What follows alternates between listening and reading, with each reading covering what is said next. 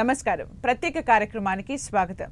శివరాత్రి తర్వాత గ్రహ సంచారంలో ఎలాంటి మార్పులు కనిపిస్తున్నాయి, దాని ద్వారా ఏ రాశికి ఎలాంటి ఫలితాలు కనిపిస్తున్నాయి వంటి ప్రశ్నలకు సమాధానాలు తెలియజేయడానికి మనతో పాటు ఉన్నారు ప్రముఖ ఆధ్యాత్మికవేత్త జేఎస్ శాస్త్రి గారు. వారితో మాట్లాడి మరిన్ని విషయాలు తెలుసుకుందాం. నమస్కారం గురువుగారు. గురువుగారు, శివరాత్రి జరిగిన వెంటనే గ్రహ సంచారంలో మార్పు కనిపిస్తుందా, లేకపోతే సమయం ఉందా దానికి? శ్రీ గురుభ్యో నమః. శ్రీ మహాగణాధిపతే నమః. శ్రీ మహాసరస్వత్యై నమః. హరి ఓం. శ్రీమాత్రే నమః. మనకు శివరాత్రి తర్వాత ఇంకా సమయం ఉందమ్మా. ఎంబటే మనకు గ్రహ సంచారం అయితే మారటం లేదు. ఎందుకంటే శివరాత్రికి పూర్వము మన గ్రహ సంచారం చూసుకున్నట్లయితే ఏ గ్రహాలు ఎక్కడెక్కడ ఉన్నాయి అనుకున్నట్లయితే వృషభ రాశిలో గురువు ఉన్నాడు, కుజుడు వచ్చేసి మిథునంలో ఉన్నారు, కన్యలో కేతు ఉన్నారు, అట్లనే రవి శనులు ఇద్దరు కూడా కుంభరాశిలో ఉన్నారు. ఈ యొక్క చంద్రుడు మనకు ప్రస్తుతం మకర రాశి, అంటే ఈ సమయంలో శివరాత్రి సమయంలో మకర రాశిలో సంచారం చేస్తుంటారు. తర్వాత మనకు ఈ మిగతా గ్రహాలు ఏంటంటే శుక్రుడు, రాహువు, బుధుడు వీరందరూ కూడా దాదాపు మార్చి నుంచి కూడా ఆ యొక్క మీనంలోనే ఉన్నారు. అంటే వీరికి ఇంకో మార్చిలో మనకి మార్పులు కనిపిస్తాయి. ప్రధానంగా మనకు ఏ గ్రహాలు దీర్ఘకాలిక గ్రహాలు 4 ఉన్నాయమ్మా. ఇవేంటి అంటే శని, గురువు, రాహు, కేతు.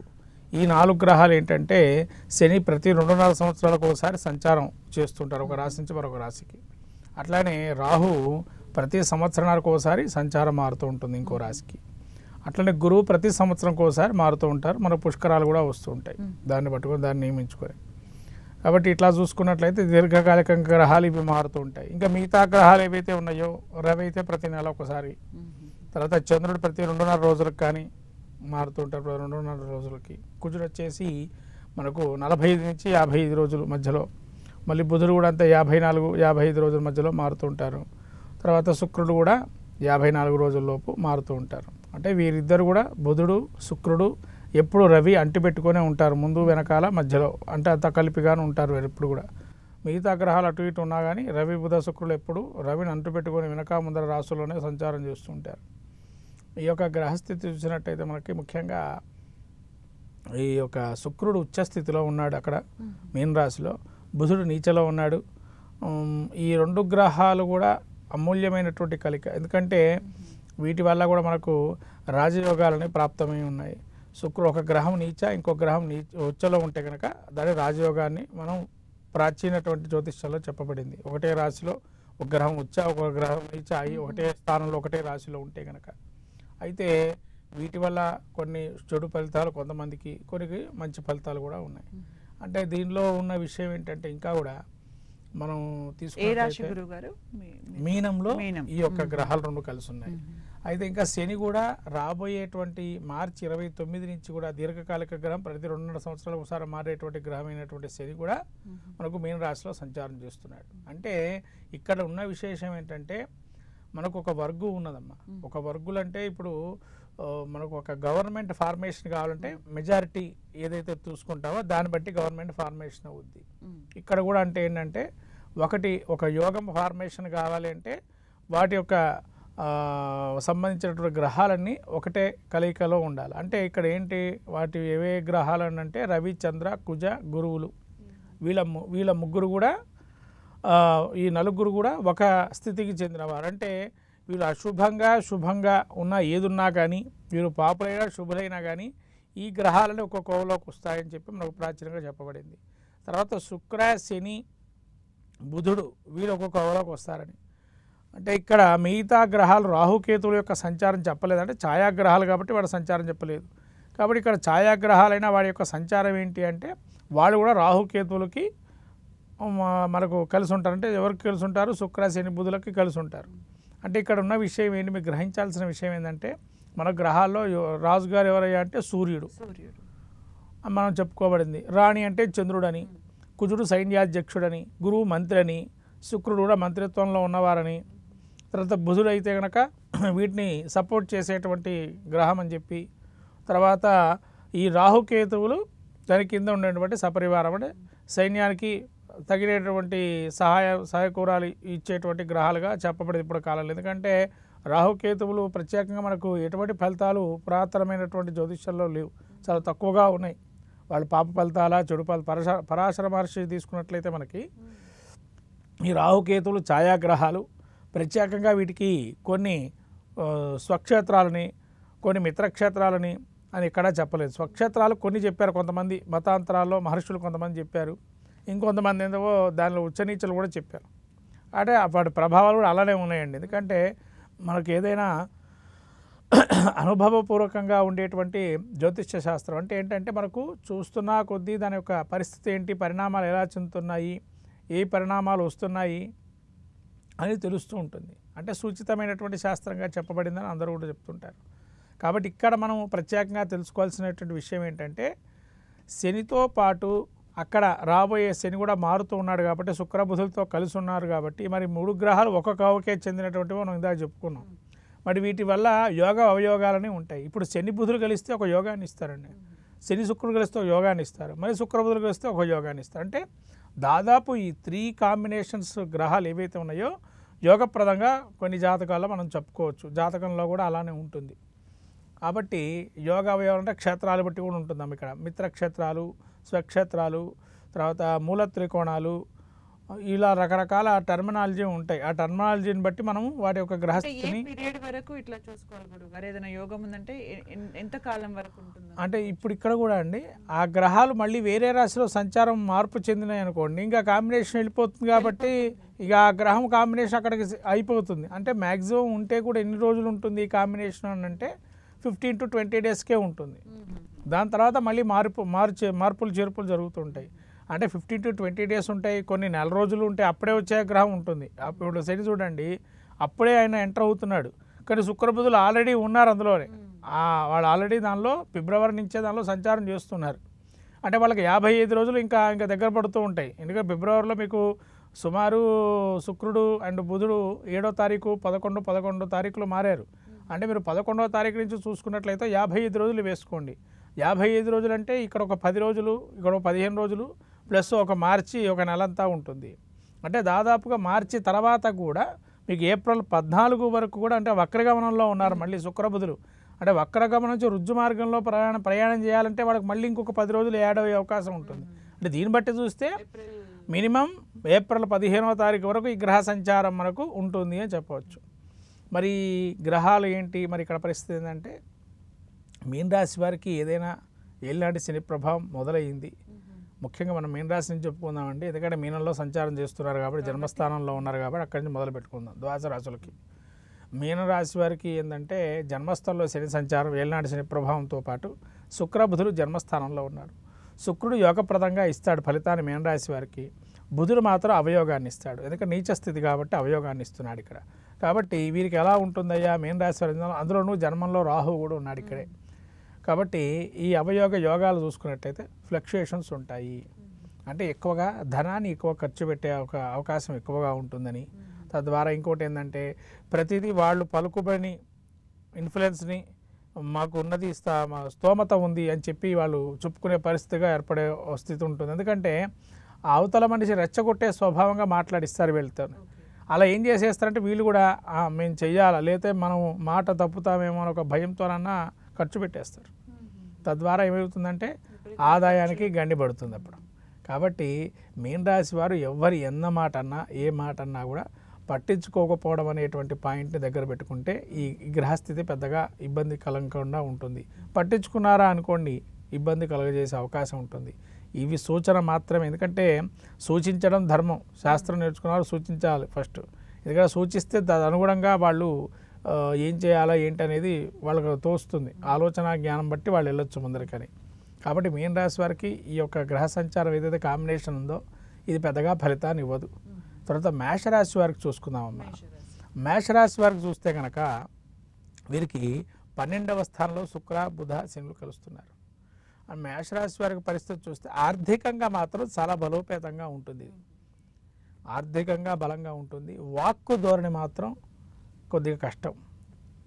తక్కువ ఒక మాట అనేస్తారు, మళ్ళీ తీసుకునే ప్రయత్నం చేస్తారు, ఆ అవతల మనిషి వాళ్ళని అనేసేస్తారు. కాబట్టి మాటలో మీరు చాలా జాగ్రత్తగా ఆచూతూచి మాట్లాడడం అనేది నేర్చుకోవాలి. ఆదాయం మాత్రం బాగుంటుంది. ఆదాయానికి ఎటువంటి సందేహం లేదు, శుభ్రంగా ఆదాయం అయితే వస్తుంది ఈ యొక్క కాంబినేషన్ చూస్తే కనుక. తద్వారా ఇంకోటి ఏంటంటే అనుకోకుండా కొన్ని కొత్త కొత్త వ్యాపారాలు చేద్దామని ఆలోచనలు రావటము, లేదా వేరే వాళ్ళ సూచనలు తీసుకొని కుటుంబంలో ఇంకొన్ని మార్పులు చేర్పులు చేసుకోవటము, తర్వాత బయట వారిని కూడా వీళ్ళని ఆదరింపుగా ఉండటము, తర్వాత ఆదాయం ఎలా ఉన్నా కూడా మన పేరు ప్రఖ్యాతలు రావాలి అని కొన్ని విషయాలు బాగా పాల్గొనటం, ప్రతి చిన్న విషయాలు పాల్గొని ఆసక్తిగా చూపించడం, ఇవన్నీ కూడా కొంత మేష రాశి వారికి ఉన్నాయి. కానీ ఎంతవరకు కూడా వీళ్ళకి ఒక ఆలోచన ధోరణి ఏదైతే ఉంటుందో ఆచితూచి వ్యవహరిస్తే ప్రతి విషయంలో విజయం వీళ్ళది ఉంటుంది. అంటే కాంబినేషన్ పెద్దగా వీళ్ళకి మిశ్రమ ఫలితాలు ఇస్తాయి. ఇక్కడ 50% బాగుంటుంది, 50% బాగుంటుంది, అంతే. ఇక వృషభ రాశికి వస్తే కనుక ఏకాదశంలో శుక్ర బుధులు శనులు కలుసున్నారు. వీళ్ళకి దీర్ఘకాలిక సమస్యలు కానీ పరిష్కారాలు దొరికే అవకాశం ఉంటుంది. నూతన గృహప్రవేశ గృహారంభాల విషయాల్లో కానీ ఇవన్నీ ఒక మెట్టు ముందరకెళ్ళే అవకాశం ఉంటుంది ఈ కాంబినేషన్ బట్టి. తర్వాత వీళ్ళు కొత్త ఆలోచనలు, వివాహ పరిష్కార మార్గాలు, వివాహంలో ఏమైనా కొత్తగా వీళ్ళు ఏవైతే ఇప్పుడు మొదలు పెట్టుకునే వారికి ఎవరైతే ఉంటుందో వాళ్ళకు కూడా యోగాన్ని చూపిస్తుంది. అంటే ఈ కాంబినేషన్ వీళ్ళకి అవకాశాలు ఉన్నాయి. తర్వాత ఇంకా కొత్త డ్యూటీస్ కానీ ఏమైనా ఎక్కేవాళ్ళు కానీ, తర్వాత స్పెక్యులేషన్ రంగంలో కానీ, మళ్ళీ ఈ ట్రేడింగ్కి సంబంధించి కానీ బాగా అనుకూలంగా ఉంటుంది వృషభ రాశి వారికి కొద్దిగా. కాబట్టి చాలా బాగుంటుంది ఈ వృషభ రాశి వారికి, చాలా అద్భుతంగా ఉంటుంది ఈ కాంబినేషన్. ముందరకు వెళ్ళొచ్చు, వీళ్ళు ఏదైనా కార్యక్రమం మొదలు పెట్టుకొని ముందరకు వెళ్తే జయం కలుగుతుంది. తర్వాత మనకు మిథున రాశికి చూసుకుందాము. మిథున రాశికి దశమ స్థానంలో ఈ కాంబినేషన్ వస్తుంది మిథున రాశికి. మరి ఈ యొక్క స్థానం ఏంటంటే మనకు సూచించేది వృత్తి, చేసుకునే వృత్తిలో కొన్ని పోటీతత్వం ఉండటము, కొంతమందికి వృత్తిలో కొన్ని మార్పులు చేర్పులతో కూడుకున్న ఆలోచనతో ముందుకు వెళ్ళటము. అంటే కొన్ని రకాల శుభాలు కలుగుతాయి. పూర్తిగా శుభత్వం కాకుండా 80% శుభాలు కలుగుతాయి, 20% శుభ ఫలితాలు ఉన్నాయి ఇక్కడ. ఎందుకంటే బుధుడు నీచలో ఉన్నాడు కాబట్టి కొంత అశుభ ఫలితాలు, ఎందుకంటే జన్మరాశ్యాధిపతి ఆయనే, బుధుడే నీచలో పడి ఉన్నాడు. ఆలోచన మాంద్యం కలగటం, ఇప్పుడు ఒక ఆలోచన వచ్చింది, ఒక ఎగ్జాంపుల్ ఉదాహరణ, ఇది ఎలా తప్పించుకుందామని ప్రయత్నం చేస్తుంటారు, కానీ ఇంతప్పటికీ ఆలోచన రాదు. వేరే వాళ్ళ సలహా తీసుకోవాలంటే వీళ్ళకి భయం ఏంటంటే, అబ్బో వాళ్ళ సలహా ఇచ్చారంటే వాళ్ళకి మనం ఏమో చెప్పేస్తామేమో ఒక భయం ఉంటుంది మనసులో. కాబట్టి వీళ్ళకి కొద్దిగా 80% ఏదైతే ఉందో శుభయోగం ఉంటుంది, కానీ భయపడుతూ ఉంటారు, భయపడి ముందరకు వెనక్కి అడుగు వేస్తుంటారు. కానీ శుభయోగం బాగా ఉంది, వృత్తిలో కొన్ని మేలుకలతో కూడుకున్నటువంటి పాజిటివిటీ అనేది చేకూరే అవకాశం ఉంటుంది, కాబట్టి ముందుకు వెళ్ళడం అవకాశం ఉంది. ఇంకా వీళ్ళకి ఏదైతే కొంత సలహాలు తీసుకుంటే ఇంకా మంచి ఫలితాలు వస్తాయి, కాబట్టి మంచి ఫలితాలు వస్తాయి. కాబట్టి శుక్రబుధులు వీళ్ళకి అనుకూలంగా ఉన్నాడు దశమ స్థానంలో. నీచభంగ రాజయోగం బాగా అనుగ్రహిస్తుంది ఈ యొక్క శుక్రబుధుల కలయిక. అందు శని కూడా వీళ్ళకి రాబోయేటువంటి శని కూడా అనుకూలంగా ఉంటాడు. కొద్ది వ్యాపారంలో ఒత్తిడి ఉంటుంది, ఎందుకంటే అవతల వాడిని చూసి కాంపిటీషన్గా వ్యవస్థ ఉంటుంది కాబట్టి ఆ కాంపిటీషన్లో మనం గెలుస్తామా లేదా ఒక భయం అయితే ఉంటుంది. మీరు భయపడకుండా వ్యాపారం చేయండి, కొన్ని ఆలోచన ధోరణి ఎలా చేస్తున్నారో తెలుసుకోండి. కానీ మీరు డైరెక్ట్గా అడిగితే మిమ్మల్ని ఏదో మీ సీక్రెట్ చెప్పినట్టుగా వాళ్ళు భయపడుతుంటారు, కాబట్టి తెలుసుకోవడం ప్రయత్నం చేయండి. తెలుసుకునే ప్రయత్నం చేస్తే ఖచ్చితంగా మీకు లాభం చేకూరుతుంది ఈ కాంబినేషన్ వల్ల. మన కర్కాటక రాశమ్మ అంటే మనం మీన నుంచి మొదలు పెట్టుకుంటూ వచ్చాం కదా, ఇలా వస్తుంది. ఇప్పుడు కర్కాటకం తీసుకుంటాం. కర్కాటకం తీసుకున్నప్పుడు మనం ఏంటంటే ఇక్కడ మళ్ళీ భాగ్యస్థానంలో సూచిస్తుంది. శని భాగ్యంలో ఉంటే మంచి యోగప్రదుడు, కానీ అక్కడే రాహు కూడా ఉన్నాడు, అది కూడా గమనించాల్సిన విషయం. అంటే ఇక్కడ ఏంటంటే రాహు ఇంతవరకు మనం చెప్పుకోలేదు, ఇప్పుడు మళ్ళీ చెప్పాము అని అంటే, ఈ రాహు ఏంటంటే శని రాహువులు ఒక దగ్గర కలిసి ఉంటే మాత్రం విపరీతమైనటువంటి అనారోగ్యం కానీ విసుగును కానీ విపరీతాలుగా సృష్టిస్తుంటాడు. అంటే అంతవరకు బాగుంటుంది, సడన్గా చేంజ్, ఆ చేంజ్కి ఏమైపోతుందంటే విసుగు రావటము. ఇంతవరకు మంచి పేరు తెచ్చుకుంటారు బయట అందరితోనూ కూడా, సడన్లో ఒక చేంజ్తోని పేరంతా పోగొట్టుకుంటారు.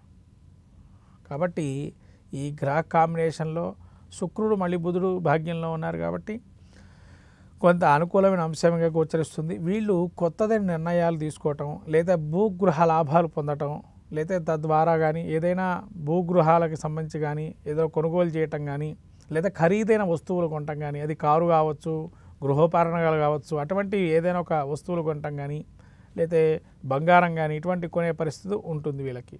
కాబట్టి కర్కాటకానికి ఇది కొంత మంచిదైన సూచన. ఈ చెడ్డ కాంబినేషన్ పేరు తెచ్చుకోకుండా ఏమైనా పరిహారాలు చేసుకుంటే సరిపోతుందంటారా? ఈ మనం అది పరిష్కార మార్గాలు చివరిగా చెప్పుకున్నామమ్మా. ఈ కాంబినేషన్ పరిస్థితి ఏంటనేది ఇక సింహరాశికి చూసుకుందాం.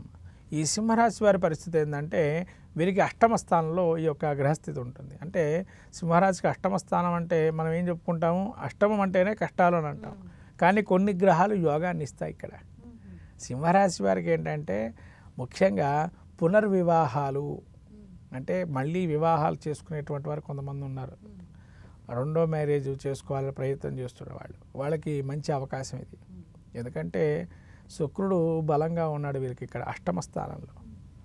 కాబట్టి ఎవరైతే రెండో వివాహ ప్రయత్నాలు చేసుకుంటున్నారో వాళ్ళకి అనుకూల అంశమని ప్రత్యేకంగా చెప్పబడుతుంది ఇది. ఎందుకంటే ఈ 15 రోజుల్లో వాళ్ళకు ఒక ఏమంటారు అదృష్టం అనేది చేతికి తట్టే అవకాశం ఉంటుంది. కాబట్టి అది వాళ్ళు అందిపుచ్చుకునే ప్రయత్నం చేయండి సింహరాశి వారు. వివాహం అంటే ఇంకా వాళ్ళు ఒకసారి అనుకుంటే ఇంకా ఆ వివాహం జోలికి వెళ్ళారనుకోండి, ఖచ్చితంగా అది మార్పు అనేది సాధిస్తారు. అప్పటి వరకు మాకు వివాహం వద్దనుకున్న వాళ్ళు కూడా ఈ రకమైన ఈ కాంబినేషన్లో ఏదైనా పూజ చేసుకున్న వాళ్ళు, వ్రతం చేసుకున్న, అభిషేకం చేసుకున్న, ఏది చేసుకున్నా కూడా అది కొద్దిగా ప్లస్ అయ్యే అవకాశాలు ఉన్నాయి. ఇంకోటి ఏంటంటే ఈ 15 రోజులు అంటే ఆ 15-20 రోజులు ఏదైతే కాంబినేషన్ నడుస్తుందో వీళ్ళకి ఆల్రెడీ ఇప్పుడు కూడా కాంబినేషన్ నడుస్తుంది అనుకోండి అది. అయితే ఈ సమయంలో వాళ్ళు ప్రయత్నంగా అనేక రకాల హోమాలు కానీ వ్రతాలు చేసుకోవడం వల్ల మంచి ఫలితాలు ఉంటాయి. ఇంకా చెప్పాలంటే వీళ్ళకి బుధుడు కూడా అష్టమంలో ఉన్నాడు. అంటే అష్టమంలో బుధుడు కూడా యోగప్రదంగా ఉంటాడు గోచారీత్యా. కాబట్టి మంచి ఫలితాలు ఉంటాయి. ఇంకొంతమందికి చెప్పాలంటే అత్తింటి వారి నుంచి వచ్చేటువంటి, పుట్టింటి వారి నుంచి వచ్చేటువంటి ఏవైతే వీళ్ళకి సంభారాలు కానీ దానికి సంబంధించినటువంటి అవన్నీ కూడా యోగప్రదంగా ఉన్నాయి. కానీ కొన్ని కష్టాలు ఉంటాయి. విసుగు తెప్పించే విధానంగా ఇప్పటివరకు ఉండుండొచ్చు. విసుగు పెట్టకుండా ఉండండి ఎవరినైనా. అంత ముఖ్యంగా మీ జీవిత భాగస్వామితో విసుగు తెప్పించుకోకండి.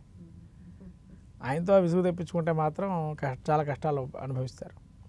అంటే పెళ్ళైనటువంటి వారు. కాబట్టి జీవిత భాగస్వామి అది స్త్రీ కావచ్చు, పురుషుడు కావచ్చు, ఎవరైనా కానీ వాళ్ళతో విసుగు తెప్పించకుండా ఉండడం వల్ల మంచి చేకూరే అవకాశం ఉంటుంది. ఆరోగ్యం చాలా జాగ్రత్తగా చూసుకోండి. ఎందుకంటే ఆరోగ్యం అష్టమ స్థానం చెప్తుంది. కాబట్టి ఆరోగ్యాన్ని తగిన విధానంగా వేళ భోజనం చేయడం అనేది నేర్చుకోవడం మంచిది. ఇది ఈ కాంబినేషన్లో యోగం అనేది తక్కువగా ఉంది వీళ్ళకి. కాబట్టి వీళ్ళకి 30% వరకే యోగప్రదంగా ఉంటుంది, 70% ప్రతికూలంగా ఉంటుంది. మరి ఏంటండి మరి రెండో వివాహం మరి మంచిగా చెడుకా అంటే అక్కడ విషయం వేరమ్మా, ఇక్కడ విషయం మాత్రం ఇదే. ఎందుకంటే రెండో వివాహానికి అనుకూలమే అంశం, ప్రథమ వివాహానికి వ్యతిరేక అంశం ఇది. కొన్ని ఉంటాయి, అవి మనం చూసుకుంటే కనుక తెలుస్తాయి. తర్వాత సప్తమ స్థానం కన్యారాశి.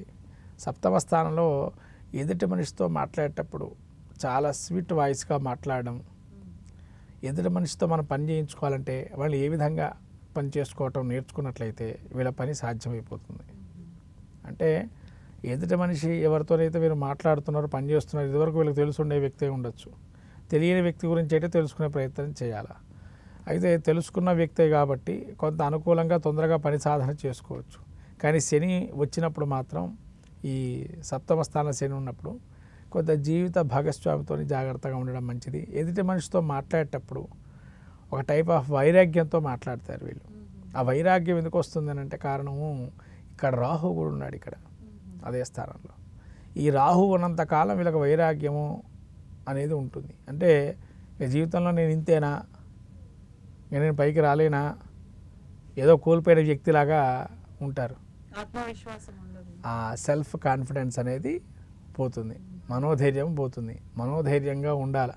ఆ మనోధైర్యం పోతే ఏ పని చేయలేరు. కాబట్టి కన్యారాశి వారికి ఈ కాంబినేషను కొంతవరకు మైనస్ అనే చెప్పాలి. ఇది అంటే పంచేది గ్రహస్థితి పెద్దగా వీళ్ళకి ఎంత ఉచ్చలో ఉన్న శుక్రుడు పనిచేయని పరిస్థితిలో ఉంటుంది. ఇది అంటే కన్యారాశి వారికి అంత అనుకూలమైన అంశం కాదు ఇది. మళ్ళీ తులారాశి వారికి చాలా అనుకూలమైనటువంటి అంశం. ఎందుకంటే పాపులందరూ కలిసి 6లో ఉన్నారు. పాపులకు 3, 6 మనకు మంచి స్థానాలు చెప్పబడింది. 3, 6, 11 స్థానాలు.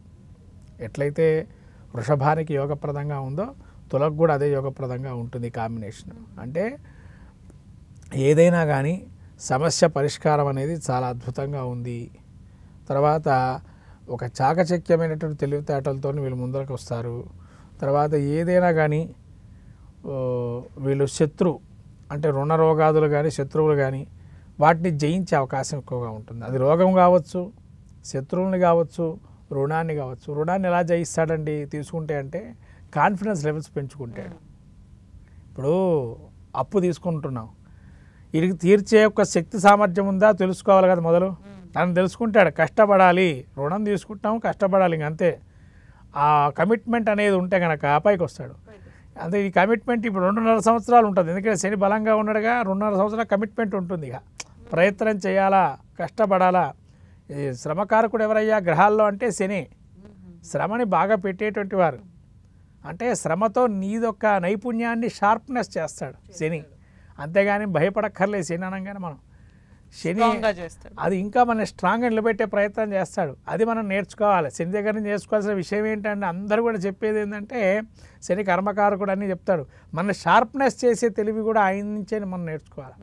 అంటే మన కర్మ నుంచి విముక్తి చెంది మనలో ఒక గుణగణాలు ఏవైతే ఉంటాయో వాటిని షార్ప్నెస్ పట్టిస్తాడు. అంటే వీడికి ఇంత నైపుణ్యం ఉంది, ఇంతవరకు వీడు చేయగలుగుతాడని సామర్థ్యాన్ని చూపిస్తాడు.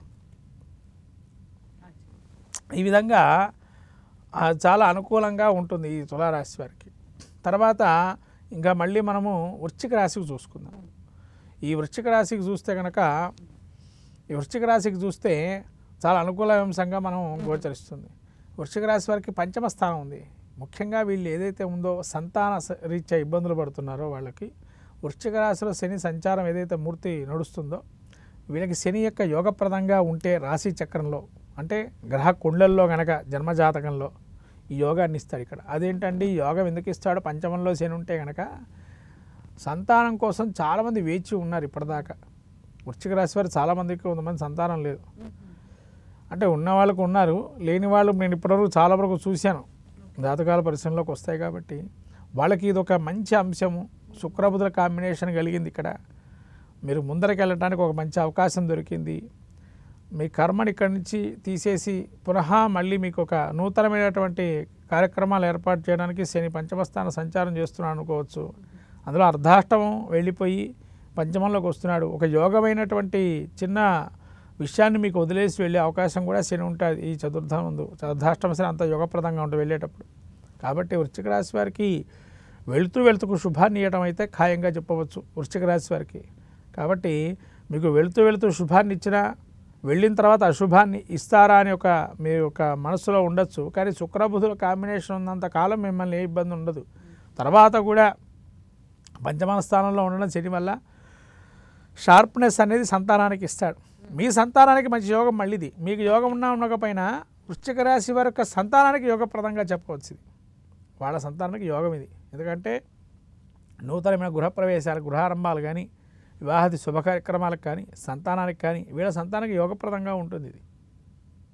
కాబట్టి వృశ్చిక రాశి వారికి మినిమం 50% ఇవ్వచ్చు, మంచి ఫలితాలు ఇస్తాయి మీకు వృశ్చిక రాశి వారికి. ఇక ధనుస్సు వారికి అర్ధాష్టమ శని ప్రారంభమవుతుంది.